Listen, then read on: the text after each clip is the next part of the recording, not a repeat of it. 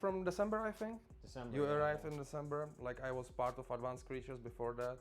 Like we had a drummer named Dennis, and then you came. Yeah, yeah. Basically. What's the history? So, Advanced Creatures, if you're not aware, I'm going to plug us a little bit. We're a band that plays around a trio. It's us two, and then a lovely singer Veronica, who will probably be on here at some point. But yeah, I'm new. You guys have been playing together 2.5 years. Yeah, but like like that? you can't say new. You are already playing with us more than half year. Ah, but in comparison, yeah. And we love you. That's the thing. Oh, that's my heart. So, but how did it start? What was the original? So how did it? Like let me think. I think it was February 2017. So like approximately 2.5 years ago. My friend Dennis, former drummer, called me if I want to come to Dubai. They are basically forming a project, like cover band, like it wasn't called Advanced Creatures back then. So I said yes, it would be like a lovely experience. Like I would be stupid if I didn't try it, basically. So I decided to come, and then we start to play like a cover band, and then we like found some sort of chemistry, how to create like new arrangements of songs, and in that moment it started to be interesting, you know. In that moment also it was called like a jukebox network. Like nobody knew about us, you know. Jukebox network was all, I think also the name of the company, not, and also the band was called agency. Yeah. yeah, and also the band was called Jukebox, and now we decided. Oh, really? Yeah, and we decided that we need the new names because like there is so many projects called Jukebox, you know, Yeah, like postmodern jukebox. yes, yeah, and yeah. live jukebox. One of my friend pianist from Czech Republic, he's calling himself the live jukebox Oh, also. that's Yes, so many things. And so one time we joked around exactly in Lucky Voice when we are right now. We joked around with Dwayne, our DJ, like DJ Royalty. And like he was just joking, like we look like creatures on the stage. It was like more like Advanced Creatures. And hey, it would be like cool band names. So like there was so many like candidates, you know, like Tone Chasers, Julius Meinl, for example. And it was my idea, of course. I will not mention the other ones because it was just jokes. Yeah. Keep it safe for the radio. Yeah. Well, that's cool. I mean, that explains kind of the name, the history of the name. Yeah, for those of you guys who haven't seen the band, there's a lot of covers of tunes you'll recognize, but they're you know, reharmonized. They're changed a lot from the original. The chords are sometimes changed. The rhythms are changed. Yeah, sounds. But the melody is like still the melody you know and love. So basically, you can still recognize it because it's like a compromise between the audience and between the performer. Make it interesting, but for the audience, still recognize it. Basically. Yeah. Okay. So I mean, how do you? Is there some process for which you like? How do you choose songs? I guess. I think it's not only. Like doesn't matter. I think it's not only me who choose this. Like for example. In the creative process, always like somebody will pick like one on. It was like this in history, you know. Like we received a set list from the first client we got, and like so you basically have to play these songs. Yeah, Like, exactly, exactly. So we just like practice them, and like after that they just gave us a freedom, and it was amazing. And it was like, guys, let's screw this song, you know. Let's just play something different, you know, like something what we like. And after that. That's how the harmonization started. It's like, guys, isn't it like a little bit boring? You know, everybody's playing the cover in the same way, just with the guitar and cajon and just singing. What about like making like crazy chord extensions and like weird time signatures, you know, and just like, and that's how it began basically. And after that, we just like choose the songs that they are like close to us, or we just love them and they are interesting for us to learn or reharmonized, you know. Yeah. For example, like that is one example of song. I don't want to offend anybody, but like I really don't like the song Wonderwall by Oasis. But we play it anyway, but in completely different way, basically drum and bass. Yes. Yeah. It's a fun version if you guys haven't heard it yet. He's nailing it on drums, basically. Yeah, I'm slightly biased in this regard. Yeah, no, that's all very cool. So you've been at the agency for a lot of its existence, right? I mean, how has it been coming up with like the kind of the whole company? It's not, you know, I know because I'm in it. It's not as corporate as a lot of agencies might seem. It's not like a cruise ship gig in certain ways. You know, there's a more of a kind of community to it, and everybody's kind of contributing what they contribute, and it's not just like you plug and play musicians, and Yeah, like, this is definitely. what like who comes. So how has it been like as it changed over time? And So basically, from the beginning, when it was called the Jukebox Network, as I told you, it was like a lot of struggles because like we didn't know like anything about Dubai and anything about like musicianship in here. So it was at some point it was quite difficult for us, like for the from the psychological point of view, because like we struggled a lot, and also like we tried to like keep it not only as a company but also as a family. yeah.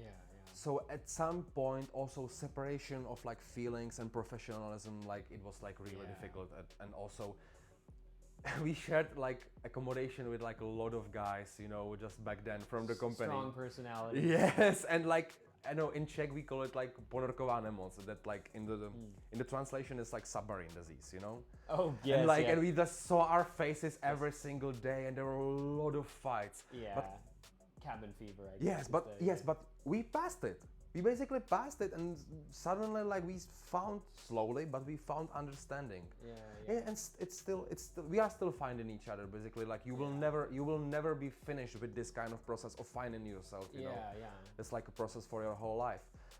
And so that was a part of Jukebox Network basically. Then after some time, I took a vacation, I think, and then I came back when it was JBN Agency, and like we had a lot of material, but like we rewrite it. Sorry for my English; it's my second language anyway.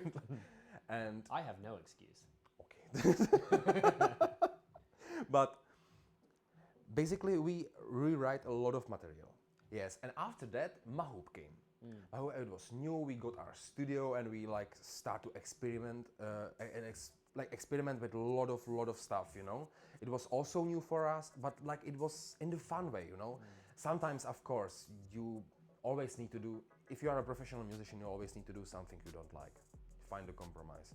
I'm terrible at this. I will be always the little brat who will be always like fuming, but eventually I can find something nice in it. Then Mahoop came, and Mahoop is continuing till now, and I'm so grateful that I'm in it because like it's going so well. Yeah. So It's far. a good gig to have. I mean, Yes. but yeah. So, a lot of the music here is kind of these cover bands, and Advanced Creatures. Like you said, started this way. It was just pretty straight ahead covers, but then venturing into really making them your own. As a band, and like our own now, I guess. But it's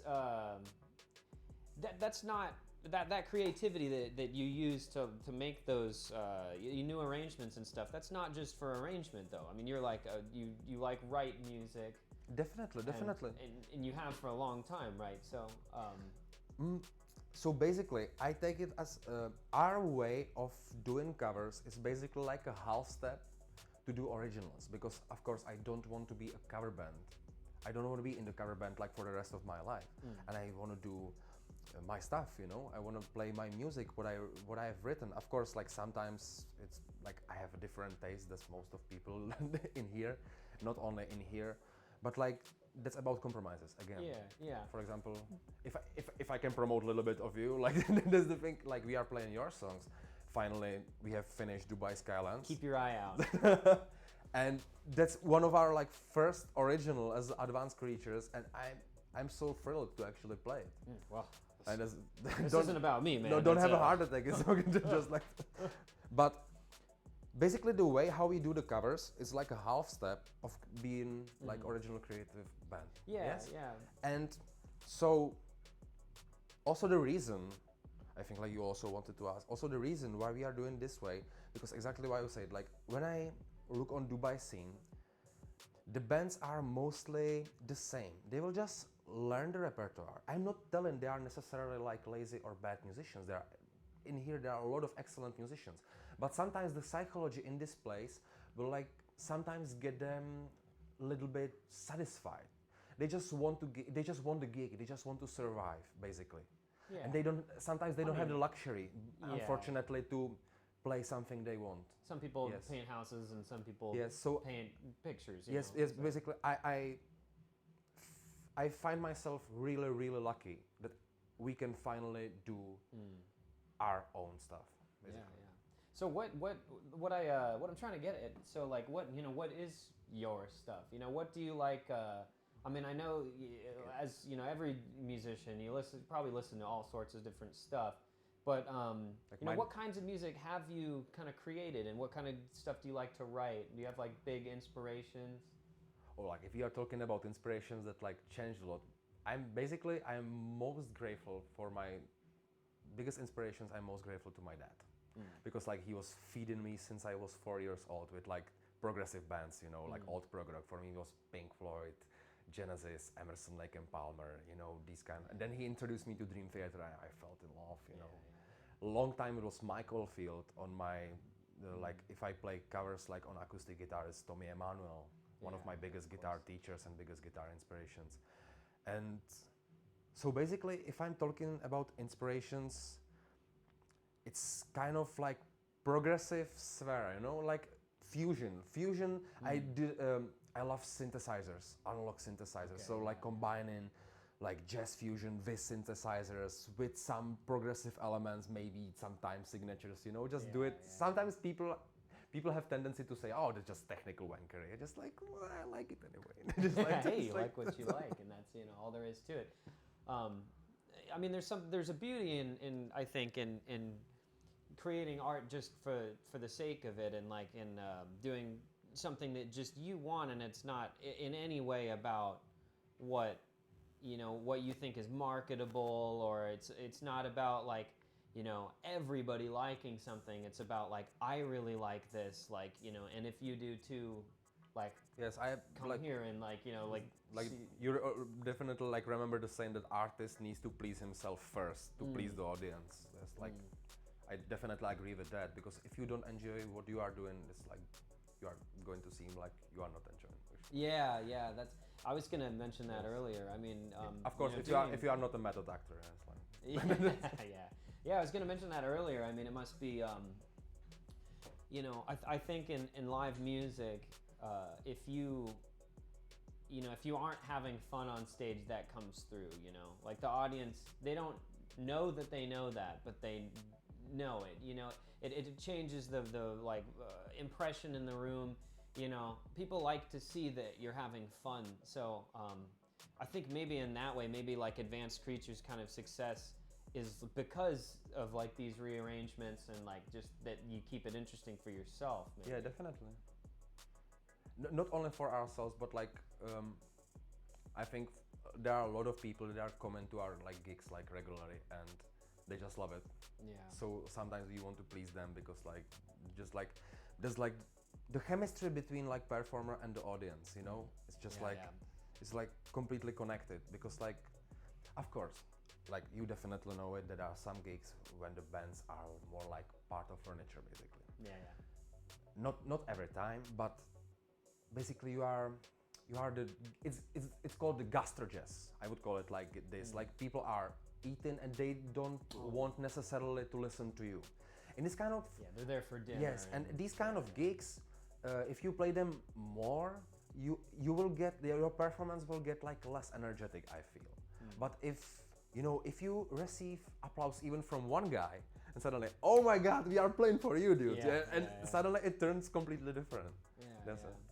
So, yeah, like this. Yeah, right on. So I mean, you've played a lot of places in Dubai, probably. I mean, I you know, just in the 6 months I've played here, we've played several venues around town. Is there anywhere that, I mean, do you have any favorites? Is there like a good scene somewhere? Is there like? Actually, my favorite it was our first gig ever, and there was Cook Hall, and you remembered as Ribs and Brews. Yeah. It used to be Westin in El Habtor City. Now it's Hilton, if I still remember well. And it was and if that hasn't changed, it will maybe change, you know. But it was our first gig ever, and I loved that place too a bit, you know. Just like, even if there was like really little of people, I still enjoyed the hell out of it. You know, that also interesting venue. It was only one time we opened a jazz festival in Fridge with a project called Calhouse Theory, which I played with my dear friend Denis Medvedev. He was playing on percussions, and my dear friend Anička Kalhausová, she was playing cello, and we were playing like reharmonizations of Tommy Emmanuel, instrumental stuff. Anička was singing on a few, and it was actually most of the time you are playing gigs, but it was actual like concerto, you know. Just people actually came only to listen to music, and they got every single musical joke, you know, just and it was the energy exchange we actually needed. It's a different It's just like scene, yeah. it's not like drinking coffee, not like I don't want to talk about illegal drugs or whatever, but keep it PG. yes. But like in that moment, the energy was so high, and they just knew that we loved to play for them at that moment, and we truly did. Yeah, You know, that's one of also really interesting venue. I was a little bit scared from it from the beginning because like I thought the venue is going to be more like pop based and maybe they will not understand us. But like it eventually turned out great, and it was Praia and on the Palm. Yeah, Five Palm Hotel. Yeah, it's a lovely. It was outside also. beach bar. Yeah. Beautiful, beautiful always, and lovely stuff. Lovely managers, lovely people. So it was like really even Fine, yes, sometimes red wine. yes, It's, exactly, man, Spanish Merlot. Yeah. And even if it was like a little bit empty, because like for example it's outside, and if you have like a dust storm or if it's raining a little bit, we just played for the staff and they clapped, all of them clapped, and it was like okay. Every single time you said it, by the way, thank you, Praia staff. Yes, thank you, Praia staff. Yeah, nice bunch of people, really, like really. Yeah. It was one of the gigs I really enjoyed. And if I take history, we are right now, I mentioned it before, right now we are located in the club called Lucky Voice in Albarsha. And it's the Grand Millennium Hotel, I think is Albarsha Heights in it, if I'm not wrong, I'm the the location. wrong person to ask, but Yeah. I think so. Tecom Grand Millennium Hotel. And from the history point of view, we used to do a lot of crazy stuff on this stage, basically. Yeah. So this is By the way, this stage is to blame for the Advanced Creatures name. Oh, really? So Yes. this place is kind of a piece of Advanced Creatures history. It's like a Actually, I need to like say a huge thanks to Tomas that he let us play here because we are so grateful to him. yeah, and he's still here. Yeah, and he's at this very moment downstairs. yeah. Well, that's good. So, and I want to talk a little bit about where you're from. So you're from the Czech Republic. Yes, I'm from Czech Republic. In a little town called Prague. Prague, yes. So I mean, that must have been a big change coming from a place like Prague to here. Yeah, definitely. It's like turn 180 degrees basically. It's like completely turn because it's middle of Europe. Not only the weather, not only the culture, not only like the culture, everything is different. Like for example, Dubai is really, really new. And like basically you have only two kind of seasons in here, and that's hell and not that big of a hell, you know? And it's just like, because I'm a winter person, I just can't stay the heat. But in Prague, you have like all four seasons, yes, like spring, summer, autumn, winter.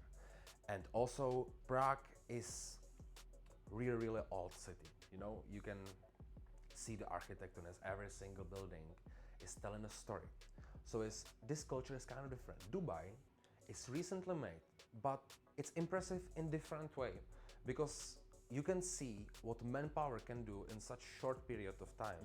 If you look at this place 40 years ago, that's something, how it grew. The like, marina is just like a flat piece of desert. Yes, like back in my country, like if I'm here for a year, back in my country, they will, I don't know, they will maybe redecorate a gas station or repair 50 meters of a road or maybe open a new mall. And here half city will grow, you know? That's it's incredibly fast. And like time here is like it's like in different dimension basically. Yeah, yes. I definitely feel that. Yeah. And so, you know, growing up in Prague, I mean, that's a very kind of artistic environment, yeah? Yeah, it's in kind of a definitely. And so, I mean, there's lots of conservatories and it just, there's a long history of music. And so do you think that kind of like impacted you in some way? Oh, I'm throwing things. Okay, do you think it impacted you in some way? Like just the fact that the town itself is just so musical. Definitely, because not only the town, but the people also. Because like, of course, I grew up in there, so my friends also, like I found them there. But not only the conservatories, you know, like I always loved classical music, and we have wonderful composers like Antonín Dvořák, Bedřich Smetana, Leo Janáček, these guys, they were geniuses at like their time. And also the environment is so inspirational sometimes, you know, because like I think I don't know if I speak for every Czech person, but it's in our like blood a little bit, like to create from a depression. And it's like sometimes it's if the creation is like artistic, it gets really strong, because like our nation was always the nation that was like underneath somebody, you know. It was like always the one who was dragged and just marked off, you know. Everybody wanted our resources, so because I don't want to be, no, I can't swear, The but Pilsner, mostly. yeah. It's a, You love it also, man. I will not deny. And who wouldn't? I have a friend, he is here also, and he said a blasphemy that Pilsner is not a good beer, but let's talk about it on different time. That's But like, not podcast yes. friendly. Yeah. But basically, Czech nation, like before the first war, like in Europe, it was like under the Hungarian-Austrian monarchy, and we were not like individual state. After that, First World War, and in 1918, Tomas Masaryk was president, basically, and we thought that we have like freedom, that our republic is like free right now, Czechoslovakia, with a little bit of Zakarpatská Rus, that was part of Ukraine right now. And we were wrong, because in 1938, Nazis came to our country. Oof. Yes. It ended in 1945, and also Nazis are gone. Oh my God, we are so glad. Maybe we are freer now. No, because in 1948 communists came, and they were there till 1989. And now we have something so-called democracy, but still, it's in our nature, you know, to like a little bit like enjoy the suffering, like find the bitterness and convert it into something nice. And I think this was one of my biggest inspirations of like growing up in Prague, because like I could really feel the emotions when I was composing. I was always composing like Imagine stories, for example. Yeah. And I think it definitely affected me, if I can answer your question. Like yeah, this. yeah. Yes. So like, you think that like in a way, like Czechs kind of like propensity to create art is almost just from like less than ideal circumstances that.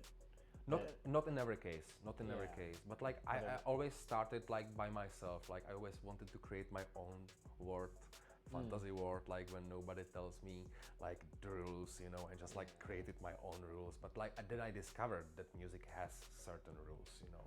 Yeah. And sometimes I need, especially in jazz, sometimes you need to follow them, like, you know, it scales, chords. Need to practice them every day. Yeah. Which actually, speaking of practicing, I mean, you're a man who has a lot of like, technical prowess on the instruments you play. And what would you, like, where do you think that comes from? What do you think the things that you did that really like most affected that? I mean, it's not, you know, musicians, I think we usually get pushed back pretty hard against this idea that, you know, we're born with magic hands or anything like this. I think, man, it's never about magic hands. It's like, you know, it's like the first spark, but then you need to like develop the spark. You know, of course, somebody maybe is more talented or more passionate. You know, everybody's different. You know, that's the thing. But that doesn't mean that it's not hard work behind it. For me, I started like in a really young age, because like in our house always was a guitar and always was a piano. And since I was like 3 or 4, I just couldn't like not touch it. Yes, exactly.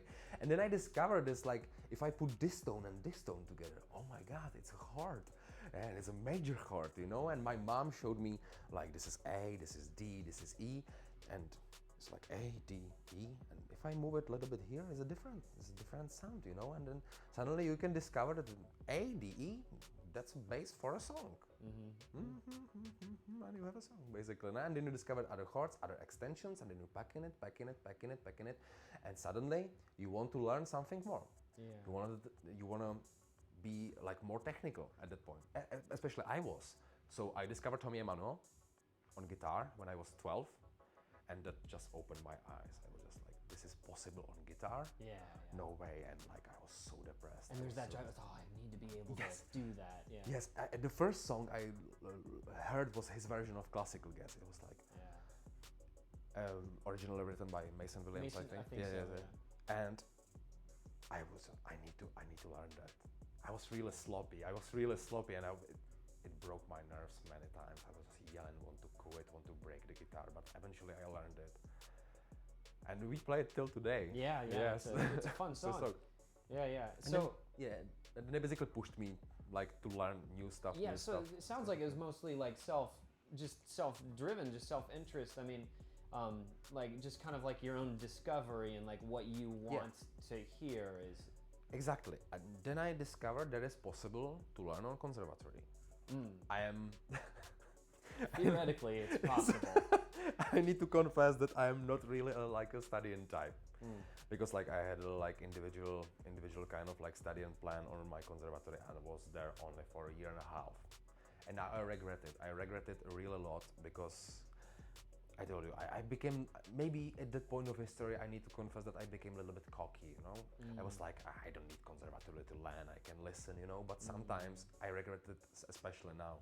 For example, if I want to read like sheets and charts, you know, it takes me much longer because I never practiced it that much. It's like, it's musical theory, and now I'm ripping my hair that I said this, you know. But like slowly, I'm rediscovering it. Again. Yeah.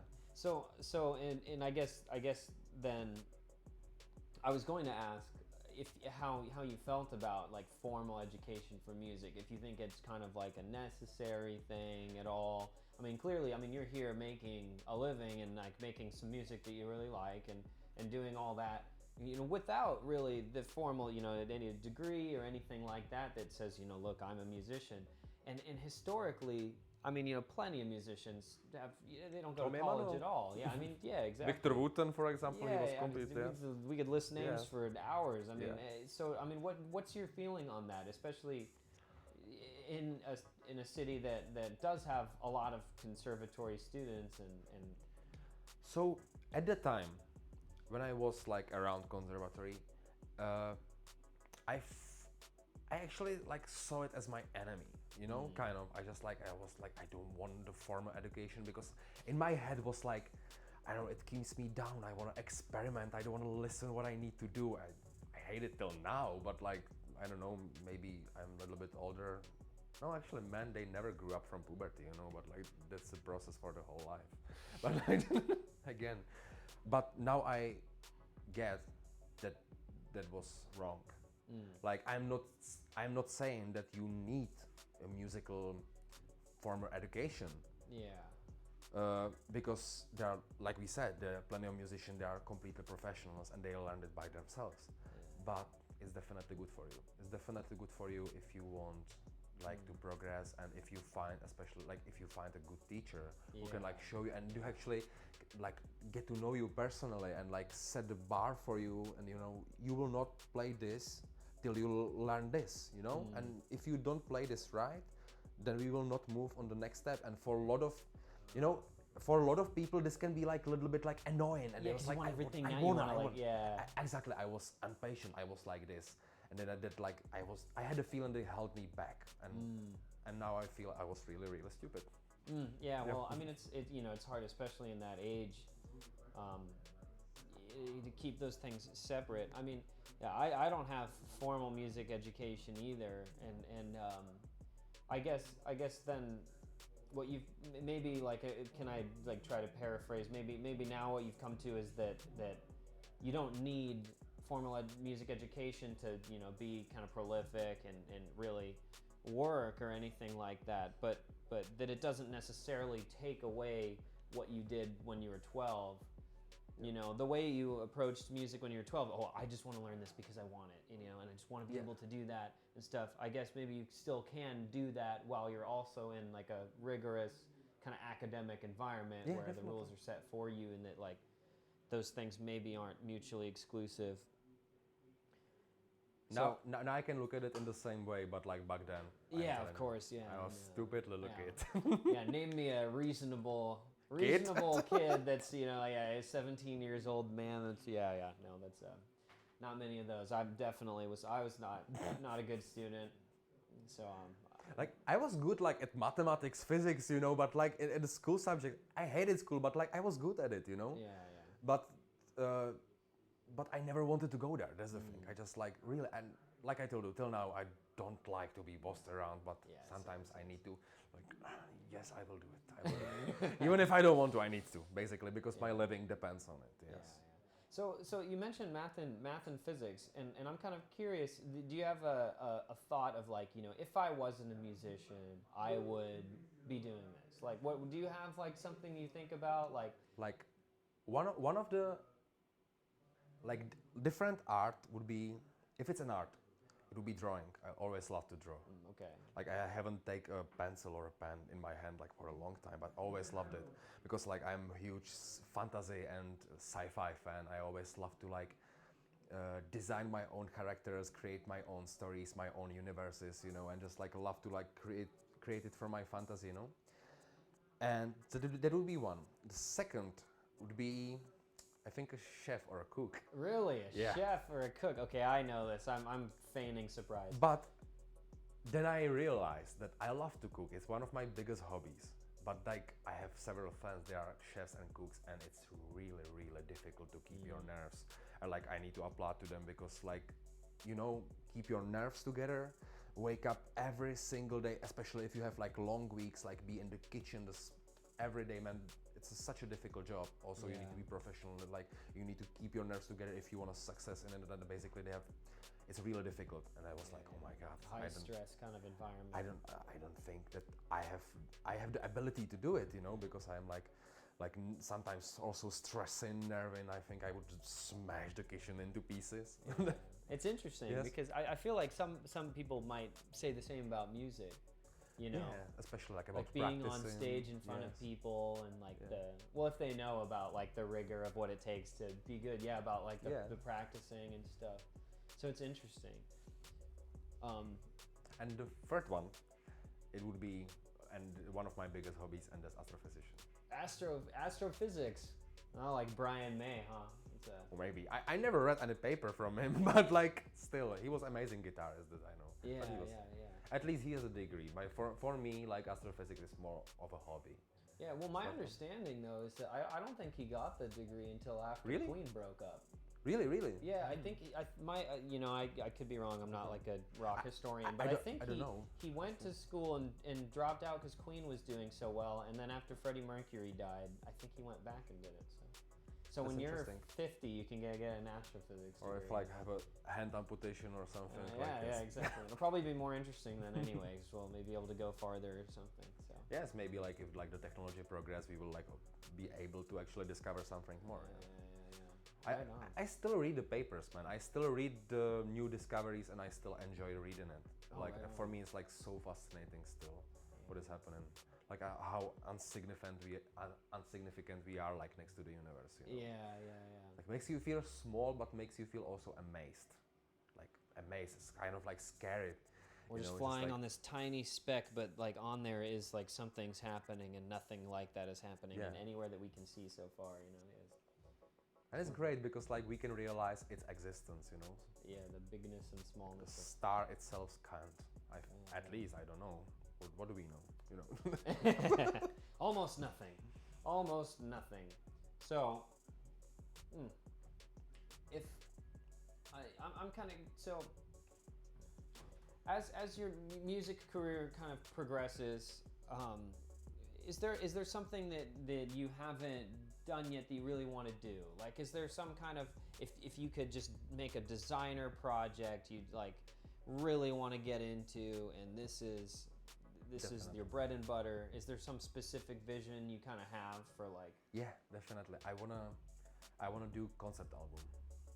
Concept album, and after the concept album, like orchestration, you know, just like do something like with classical music, progressive and jazz combined with classical music. There are these pieces, but like I want to do it my way.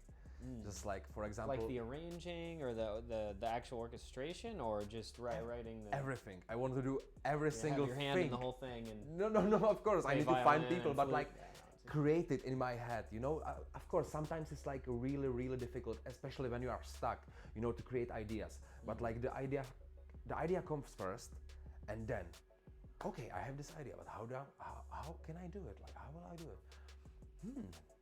And then another creative process, you know, and is actually try to play it, try to realize it, you know, and it's like, oh my God, I know this guy, he can play it with me, and I know this guy, and this guy know this guy, and maybe this guy is a conductor. Yeah. And if the guy is conductor, I have won. That's the thing, but like, he would need to help me to write the sheets, like I told you.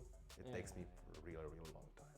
But like, definitely my dream is to record my own concept album, you know, like a story. Yeah, an overarching like thematic. Yes, development exactly. to it, yeah. Like every like story they can be connected, or like, you know, you have like these like story like telltales, or like basically tales-based movies, you know. It's like 4 rooms, or I would call it even like a Pulp Fiction. It's like separate stories, but they are like connected together, you know. And in this kind of like composition I would love, you know. These stories like are individual. So each song would be like kind of one story, but there's overall. And there is like, for example, one main theme, and but played constantly constantly in different manner, you know. Oh, maybe, a musical theme, like a bit of exactly. melody. It's like main theme, like for example, Michael Field, Two Blood Bells. Everybody knows it, like even from Exorcist, and somehow it raised from the depths, you know, and just like, oh my God, I heard that. Oh yeah, this is the first theme. Yeah. But like, oh, this is the connection to the previous story, you know. Maybe those two guys met and had a beer or whatever, you know, this kind of composition. So then would you mean a story in kind of, you know, because people say, and there's like emotional content to just instrumental music, you know, I mean, like a minor chord sounds sad, a major chord sounds happy, you know, these simple things like this. So when it comes to storytelling in music, is it more about that, or is there like a lyrical content, like a literal story that is being told? Both? Neither? Let me tell it this way. I always prefer to write instrumental stuff. I think I don't find myself good at writing lyrics. That's the first one. But also I think that each instrument can like tell his own story, you know? You just need to listen. For example, like piano will start. He will introduce you to the environment, you know, and for example, bass. He's the guy who thinks about it, and then suddenly like guitar starts to yell at him. That's nonsense, I don't agree. And then some other instruments will calm him down, you know, and this kind of like cooperation between instruments, not in every sense, but like sometimes I compose something like R&B ideas, like even like kind of jazzy, hip-hoppy. Even I'm not kind of guy that listens to hip-hop that much, but still I love to compose that sometimes. And then I need help, maybe from you, because you are actually like a songwriter, where the story can be told by a lyrical component. Yeah, in like a literal way. Yeah. Well, or maybe in the metaphor. Keep your eye out for that. We'll get something worked up. See. This is the inside look at it. 2/3 of Advanced Creatures. Yeah, well, that's good. You know, I want to just you know, wrap up here and just thank you for, you know, coming out. You know, it sounds weird to even say because we're here anyway. If you're not familiar with the event, this is DXB First thing. We're doing interviews, podcasts, and stuff. But we actually are in the house band playing downstairs in probably, I don't know, an hour or so. Yeah. But it's every week and stuff. So you know, thanks for, you know, being here anyway. Thanks for having me. Of course. And yeah, we'll sign off for now. Remember, it's DXB First. I'm Tommy Brownson, and this has been Thomas Blaha, Tomashi himself. It's a fifth fall, Tomashi, when you call me, but you can call it like this. Oh, exactly. My check needs work. And check Advanced Creatures. Yes. They're kind of cool, you know. Yeah, they're okay. Yeah, I mean, it's the okayest band in Dubai. That singer's great, but those guys are kind of weird, you know, the other ones. No, we'll be out there. Well, we're out and around Dubai. You can check our schedule, Advanced Creatures. It's a fun time, so yeah. Anyways, that's enough plugging for one day. DXB First, we're out of here.